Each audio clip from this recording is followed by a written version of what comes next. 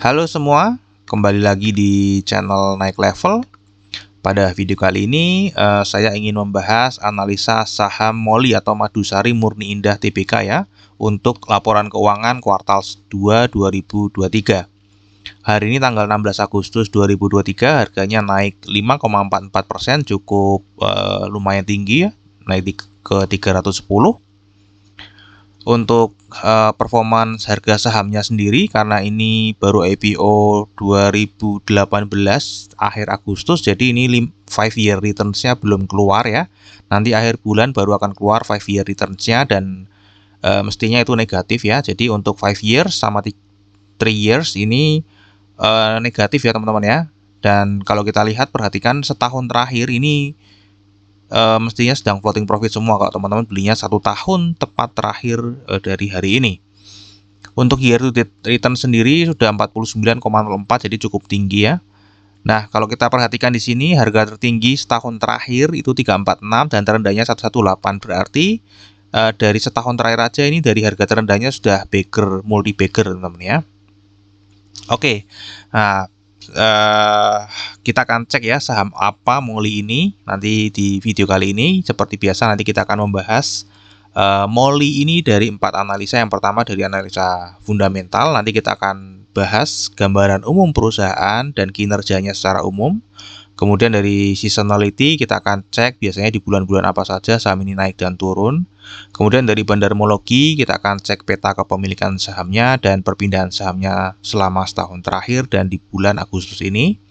Dan terakhir dari analisa teknikal, kira-kira arah harga sahamnya akan bergerak kemana. Oke, ini adalah company background-nya teman-teman ya. Jadi ini lebih dikenal dengan grup Molindo ya. Jadi grup Molindo ini ada 4. Yang pertama adalah PT Madusari Murni Indah, ini sebagai induknya yang IPO di bursa. Kemudian punya 3 anak usaha ya, 2 itu perusahaan manufaktur, yang satunya untuk mendistribusikan ya, yaitu ini ya teman-teman ya. Jadi produsennya ini adalah etanol, pupuk dan dry ice gitu ya. Ini sudah lama teman-teman ya, sudah sejak 1965 memproduksi, jadi ini sudah sangat berpengalaman. Ini ada di Lawang, Jawa Timur teman-teman ya. Ini IPO-nya 30 Agustus 2018 seperti yang sudah saya sebutkan tadi. Jadi nanti akhir bulan ini adalah genap 5 tahun dengan IPO price-nya 580 ya. Jadi kalau teman-teman beli pada saat IPO kemudian sahamnya nggak diapa-apain, didiemin aja, teman-teman hanya dapat dividen 2 kali ya. Dan namun nilai dari asetnya teman-teman di saham ini itu turun menjadi hanya sisa 53,4%. Jadi ini saat ini masih ada di bawah harga IPO-nya. Nah, ini adalah profil perusahaannya untuk lebih detailnya. Jadi tadi sudah disebutkan ya bahwa ini sudah sejak 1965 ya. Ini grup pabrik etanol food grade ya, industri terbesar, pionir di fuel grade bioetanol ya. Kapasitas produksinya 80.000 kiloliter setahun ya. Ini sudah IPO ya. Kemudian ini produknya ada etanol, liquid, dry ice, dan ada pupuk juga ya. Tadi sudah disebutkan juga ini punya 3 anak usaha ya, Molindo Raya Industrial, Molindo Indigas, dan Sumber Kita Indah. Nah, kita bahas satu persatu. Ini adalah Molindo Raya Industrial ya. Ini produsen etanol food grade terbesar di Indonesia ya teman-teman ya. Jadi ini sudah dikenal, kalau teman-teman mungkin kerjanya berhubungan dengan etanol mestinya sudah tahu ya. Dan ini adalah produknya ya. Produknya tentu saja etanol. Etanol itu juga disebut ya alkohol ya. Fungsinya buat apa? Ya ini digunakan untuk kehidupan sehari-hari ya. Ini dipakai untuk produk-produk farmasi, perawatan kesehatan atau kosmetik, kemudian perawatan pribadi, produk ini kosmetik juga, ada parfum juga butuh etanol, produk rokok, minuman beralkohol, dan beberapa industri lainnya ya teman-teman. Jadi ini produk yang cukup penting untuk industri-industri rumah tangga ya, ini khususnya untuk farmasi itu ya, obat-obatan. Kemudian tadi ada produksi pupuk ya. Jadi produk sampingan dari proses etanol itu diproses menjadi pupuk kalium ya dan pupuk organik dengan merek dagangnya Sinar Matahari. Ya, pupuk organik ini dijual kepada petani melalui instansi pemerintahan tanpa keuntungan. Ya, jadi ini sebagai tanggung jawab sosial aja, hasil kayak limbahnya mungkin ya, hasil limbahnya itu diproses menjadi pupuk ya. Nah, kemudian yang kedua adalah PT Molindo Intigas ya. Ini yang tadi berhubungan dengan CO2 cair ya, food grade dan dry ice ya. Oke ya, kemudian ini produknya tadi apa ini untuk dry ice lah ya, untuk berkualitas tinggi, biasanya untuk minuman karbon, kemudian rokok, kemudian ada beberapa industrial juga yang menggunakan CO2 ini teman-teman ya. Dan ini adalah PT Sumber Kita Indah, ini yang terakhir yaitu yang mendistribusikan ya. Jadi yang menjual tadi, kan yang dua memproduksi ya atau manufaktur, melakukan produksi atau membuat bahan untuk dijual. Nah, ini adalah yang menjualnya, jadi berdagang dan industrinya. Ya, jadi itu adalah kira-kira usahanya. Kemudian kalau kita lihat dari laporan terbaru ya, di semester 1 2023, kalau kita lihat secara produk ternyata etanol inilah yang paling besar atau paling dominan ya teman-teman. Ini mencapai 90% dari pendapatan MOLI ya. Untuk CO2 pupuk ini hanya 10%-an ya kalau digabung dengan produk-produk lainnya. Oke, ini adalah kinerja secara umum, kita akan lihat ya secara jangka panjang. Untuk pendapatan sendiri ini IPO 2018 ya, jadi ini prospektusnya 2017. Kalau kita lihat di sini secara pendapatan sudah naik teman-teman ya. Dari 2017 ini stuck, kemudian dia mulai menanjak naik ya, meskipun naiknya tidak setiap tahun naik ya, namun secara keseluruhan ini bergerak naik, meskipun laba kotornya malah bergerak turun ya. Untuk laba usahanya juga bergerak turun dan laba bersihnya bergerak turun. Jadi ini pendapatannya naik, namun labanya turun. Nah, kalau kita lihat di persentase pendapatan, kenapa kok terjadi seperti itu ya? Ternyata kalau kita lihat ya, beban pokok penjualannya ini naik terus teman-teman ya, dari 67, 68, 73, 77, 78 yang menyebabkan tadi ya, meskipun pendapatannya naik, omsetnya naik, namun untungnya berkurang karena ya beban pokok penjualannya naik terus teman-teman ya. Kalau beban usaha ini sebenarnya cenderung turun ya, kalau dulu justru lebih tinggi ya, ini cenderung lebih turun, sehingga laba usahanya juga secara persentase tambah kecil, apalagi laba bersihnya ya, yang dulunya sudah single digit 7 turun ke 5, turun ke 2,4, sekarang turun ke 0,7% dari pendapatan di tahun 2022. Nah, ini adalah kendala yang dialami ya, kenapa kok bisa pendapatannya naik namun labanya turun. Jadi yang pertama ada kelebihan pasokan ya, ini di materi public expose ya teman-teman ya. Ada kelebihan pasokan ya, ada etanol impor dari Pakistan dengan tarif impornya 0% ya. Kemungkinan ini karena ada kebijakan dari pemerintah ya. Kemudian penurunan harga etanol, jadi harga etanol juga ikut turun di pasar domestik ya. Mungkin itu yang menyebabkan tadi HPP-nya naik ya. Jadi HPP-nya mungkin nggak naik, namun memang harga jualnya yang turun gitu ya. Kemudian pasar yang sensitif terhadap harga hand sanitizer, disinfektan ini beralih ke etanol impor dengan harga yang murah dari Pakistan tadi ya, lagi-lagi. Jadi ini salah satu perusahaan yang punya impact ya terhadap satu undang-undang teman-teman ya. Kemudian harga tetes tebu atau bahan bakunya juga naik ya, bukan naik ya, tetap tinggi. Jadi memang lagi tinggi, kemudian tetap tinggi sejak sepanjang tahun 2022 ya, sejak 2020 sejak Covid ya teman-teman ya. Kemudian harga batu bara, nah ini juga ada impact-nya dari batu bara. Jadi impact-nya banyak nih, regulasi pemerintah ya atas impor ya. Kemudian harga bahan baku ya karena Covid ya, ini kan 2020 harga bahan baku. Nah, karena Covid ini kan sudah mulai reda ya, mestinya nih sudah bisa turun. Kemudian harga batu bara juga sudah turun ya.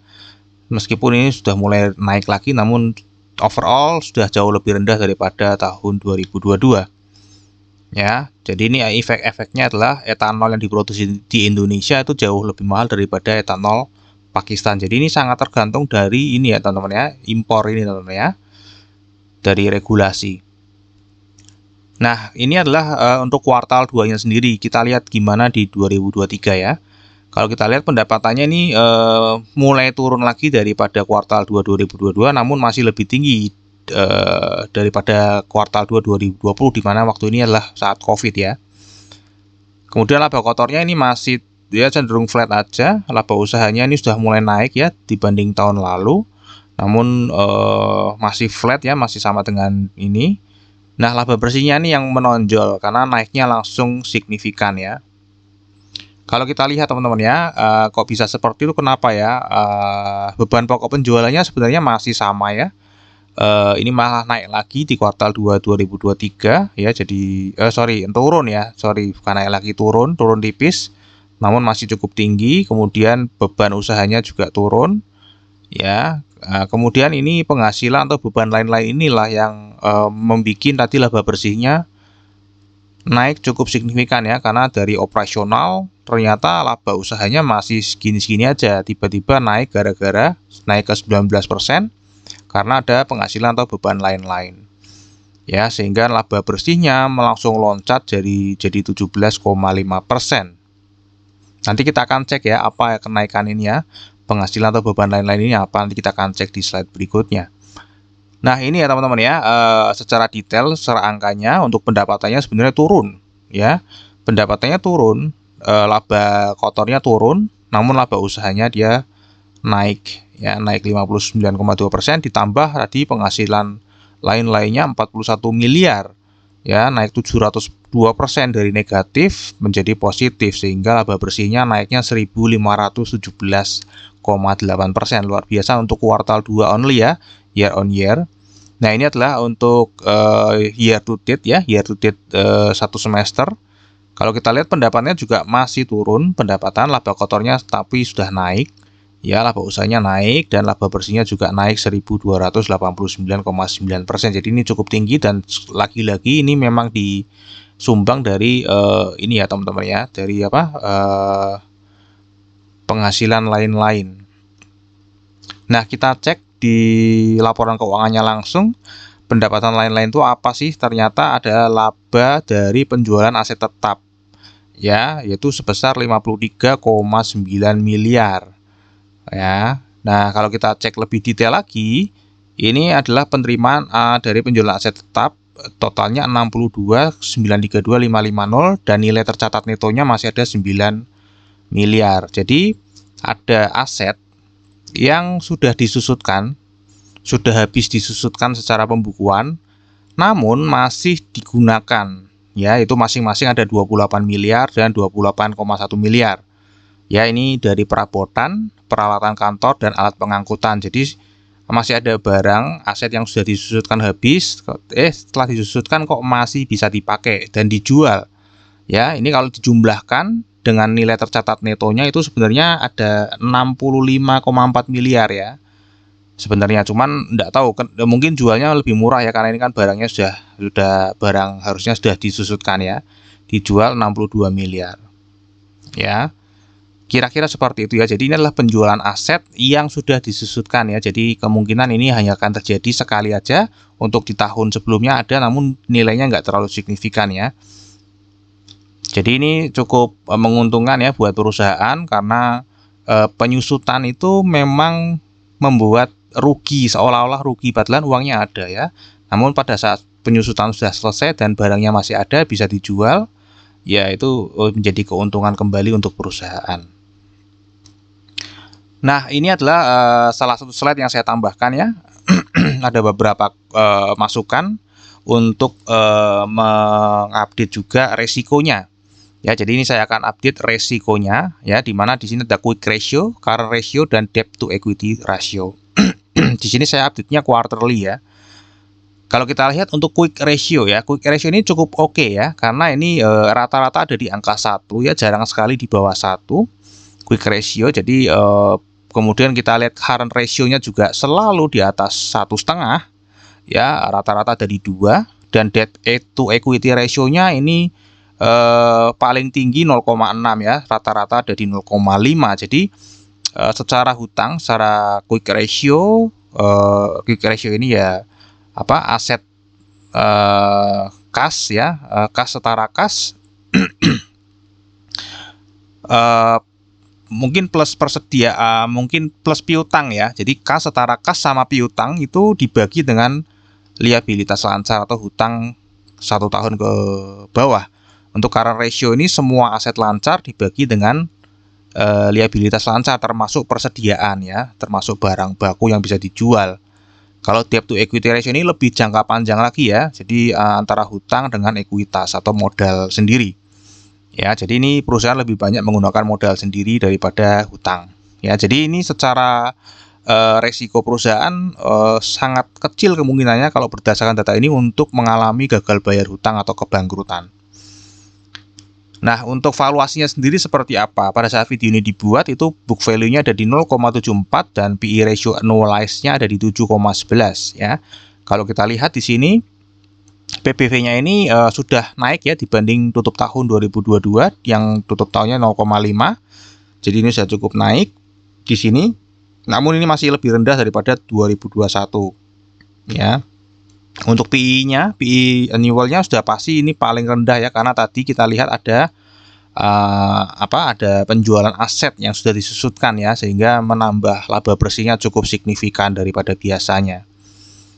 Untuk ROE-nya sendiri ada di 6,9% kan kalau kita belinya di PBV 0,74 sehingga earning yield yang kita dapat itu adalah 7,63%. Jadi ini masih termasuk kategorinya mahal teman-teman ya secara valuasi earning yield. Ya, karena hanya memberikan return 7,63%. Artinya kalau misalnya perusahaan ini membagikan dividen 100%, ya maksimum 7,63%. Ya, itu return yang diberikan ya seandainya dibagikan dividennya 100% ya.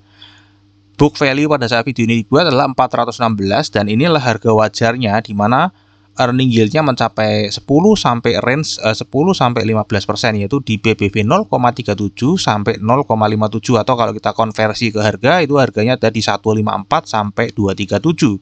Sementara harga pada saat video ini dibuat sudah 310 artinya sudah di atas harga wajar ya menurut valuasi earning yield saya ya. Jadi ini saya sendiri ya. Sekarang untuk dividen sendiri ini baru 2 kali membagikan dividen. Jadi IPO 2018, 2019 membagikan dividen, kemudian 2020 membagikan dividen. Namun setelah itu tidak membagikan dividen teman-teman ya, karena akan COVID ya. Nah, yieldnya pada saat dibagikan dividennya kecil ya, cuma 1,14 dan 0,61% ya. Iya jelas karena earning yieldnya juga cuma 7,63%. Ini pun sudah kebantu dari tadi ya penjualan yang signifikan dari aset yang sudah disusutkan. Ya, kalau enggak ya mungkin masih lebih kecil lagi gitu teman-teman ya. Oke, ini adalah earning per share-nya teman-teman ya. Kalau kita lihat ini ya ada lonjakan di kuartal 2 2023. Tadi sudah dijelaskan ini dari apa. Nah, untuk seasonality sendiri ini cukup menarik ya karena di 1 bulan ada yang terfokus ya, selalu naik di bulan Mei. Dan luar biasanya di 2023 ini setelah bulan Mei naik, ini setiap bulan masih naik ya. Apakah tahun ini akan menjadi bagger lagi? Ya kita nggak ngerti juga ya. Nanti kita akan sama-sama saksikan sampai akhir tahun ya apakah saham MOLY ini bisa bagger lagi di tahun 2023. Oke, untuk secara bandarmologinya ini kuasai atau dikendalikan oleh PT Cropsco Panen Indonesia. Ada Handoyo Rustanto, Indra Winarno dan ini ya si Sandojo Rustanto. Ya, sorry kalau salah baca ya. Oke, untuk partisipasi aslinya di sini kecil, jadi bisa diabaikan saja. Total lembar sahamnya 2,7 miliar ya. Kalau kita lihat jumlah kepemilikan sahamnya ini nggak terlalu banyak ya, namun sudah meningkat dari tahun lalu Juli 2022 dari 2057 sekarang mulai naik 2414 grafiknya ini naik ya secara kepemilikan jumlah kepala investornya ya, headcount-nya bertambah. Namun kalau kita lihat ya jumlah lembar saham yang dimiliki oleh investor retail lokal ini menurun ya, jadi jumlahnya bertambah namun kepemilikannya turun dan turunnya ini setiap bulan ya rutin, kemudian tiba-tiba ada jelek naik lagi dan turun. Nah, ini adalah rata-rata lembar saham yang dipegang oleh masing-masing investor holder ini ya. Dan kalau kita lihat semakin lama semakin turun. Artinya ya, ini kalau kita lihat dari lembar sahamnya, ini sedang diakumulasi atau sedang dibeli oleh uang besar. Kalau kita lihat dari holdernya, ternyata juga bertambah, kelihatan sedang distribusi. Ya, jadi di sini terlihat sedang distribusi, namun di sini kelihatan sedang akumulasi ya. Jadi ini kesimpulannya apa? Kalau secara average-nya ini semakin turun, berarti sebenarnya ada beberapa individu lokal ya yang memegang saham ini dalam jumlah yang besar, itu sudah mungkin taking profit ya, karena harganya sudah naik kan, taking profit. Nah, untuk investor retail lainnya yang modalnya kecil-kecil ini mulai masuk tertarik ya. Jadi kan seperti biasa, banyak retail yang tertarik kalau harga sahamnya sudah naik tinggi, dia baru masuk di atas ya. Nah, yang besar-besar ini mungkin sudah pegang hold lama, dijual di sini ya, dijual di sini. Jadi ini sedang ada yang distribusi, juga ada yang sedang akumulasi ya, namun lebih kuat yang akumulasi karena jumlah kepemilikan sahamnya masih berkurang. Kemungkinan ini distribusi adalah dari individu lokal, satu individu lokal yang memiliki saham besar kemudian didistribusi ke beberapa investor retail lokal yang kecil-kecil. Nah, ini adalah lebih detailnya teman-teman ya untuk perpindahan sahamnya. Kalau kita lihat ya dari Juli ke Juli, kalau kita lihat di sini ini enggak 100% floating ya teman-teman ya, hanya 1,9 miliar dari tadi totalnya 2,7 miliar. Ya, jadi ada saham yang memang tidak floating atau tidak diperjualbelikan di Bursa Efek Indonesia. Nah, ini kalau kita lihat teman-teman ya, kepemilikan dominannya ada di lokal corporate ya. Lokal corporate terbesar kedua ada di lokal ID dan terbesar ketiga ada di reksadana. Yang lainnya nih ini yang terbesar keempat lah, oke lah 1%. Yang lainnya ya hampir gak ada lah ya. Nah, kalau kita lihat di sini ya peta perpindahan sahamnya selama setahun terakhir. Nah, penguasa dari supply ini membeli saham terus. Membeli saham dari siapa? Terbesar kedua yaitu lokal ID ya, lokal ID. Nah, di lokal ID ini dia dibeli oleh corporate lokal, jadi jelas sekali terlihat di sini sedang akumulasi ya teman-teman ya. Nah, di tengah turunnya kepemilikan lokal ID ini ternyata jumlah investornya bertambah, jadi masih masuk, itu yang masuk mungkin investor yang kecil-kecil teman-teman ya, investor kecil-kecil yang tertarik dengan harga yang sudah naik tinggi. Ya, jadi jumlahnya sudah banyak namun secara kepemilikan tidak impact. Ya, ini reksadana juga sedang buang barang namun nggak terlalu signifikan, hanya 0,17 ya. Kemudian di sini ada perpindahan ya dari lokal ID ke foreign IB ya. Satu kali di sini buang. Ya, jadi ini sedang akumulasi namanya dari bulan Juli ke Juli. Jadi sudah akumulasi cukup lama ya sebelum harganya naik ya. Nah, ini setahun terakhir ya, setahun terakhir ini sudah akumulasi cukup lama. Oke, kalau kita lihat secara grafik dan kita lihat dari Agustus ini, dari tanggal 1 sampai 16 Agustus, kalau kita lihat grafiknya ya, di harga naik, kemudian dia breakout ya, ternyata di sini bandar sudah mulai jualan, dan di sini pada saat harga naik dia distribusi ya, di sini kelihatan sedang distribusi. Kalau kita lihat dari underlay-nya, kemudian dari bandar detektornya juga sedang distribusi meskipun kecil. Dari broker juga distribusi, kemudian dari broker summary juga terlihat distribusi ya, di sini broker TP sangat dominan melakukan penjualan ya, dan dibeli oleh ECC, NI, XA, ya ini PD ya, LG, XL, EP ya, jadi sedang distribusi juga, jadi banyak retail kecil yang membeli sesuai dengan data yang tadi ya teman-teman ya. Nah, untuk teknikalnya seperti apa ya? Yang sebelumnya kalau kita lihat ini sedang downtrend ya, di mana harga bergerak jauh di bawah EMA 200 ya, garis hijau. Ya, ini mulai break satu kali ya, break satu kali, balik lagi, break dua kali, dan ini break yang ketiga dia langsung naik teman-teman ya. Yang menarik di sini juga adalah volumenya yang tiba-tiba membesar ya, volumenya tiba-tiba membesar. Ya, sehingga 20 hari terakhir ini likuiditasnya cukup tinggi 1,95 M per hari ya, dari sebelumnya sangat kecil teman-teman ya. Nah, kira-kira kalau dari seperti ini ya, arah harga sahamnya akan kemana ya? Jadi kalau secara teknikal ini sebenarnya breakout ya, kalau breakout mestinya berpotensi uptrend Dan kalau kita lihat didukung lagi dengan fundamental yang secara EPS pastinya naik cukup tinggi ya. Kalau orang-orang retail itu kan retail banyakan retail pemula kan hanya lihat aplikasi RTI gitu ya, hanya lihat rasio-rasio di aplikasi ya, nggak membaca laporan keuangan, nggak tahu itu EPS-nya naik karena apa. Sehingga banyak mungkin yang tertarik ya, wah EPS-nya naik langsung beli di sini aja karena harganya sudah naik. Ya, kemudian secara bandarmologi kita tadi juga sudah lihat dari bulan Juli ke Juli itu sudah diakumulasi terus oleh pengendali atau penguasa supply ya. Nah, kalau mau distribusi tentu saja nggak tahu ya, kemungkinan harganya tetap akan dinaikkan ya. Kalau prediksi saya ini harga akan tetap dinaikkan karena ini juga polanya membentuk breakout ya, namun ini pasti akan ada koreksi dulu ya. Ini sudah naik lagi ke 310 ya, mestinya ada koreksi lagi ya. Koreksi lagi mungkin bisa balik lagi ke, kalau mau bikin yang cantik ini baliknya lagi ke 240 gitu ya, turun ke 240, kemudian dia baru dinaikin lagi ya ke 350, turun lagi ke 300, nah baru dinaikin lagi ke 400.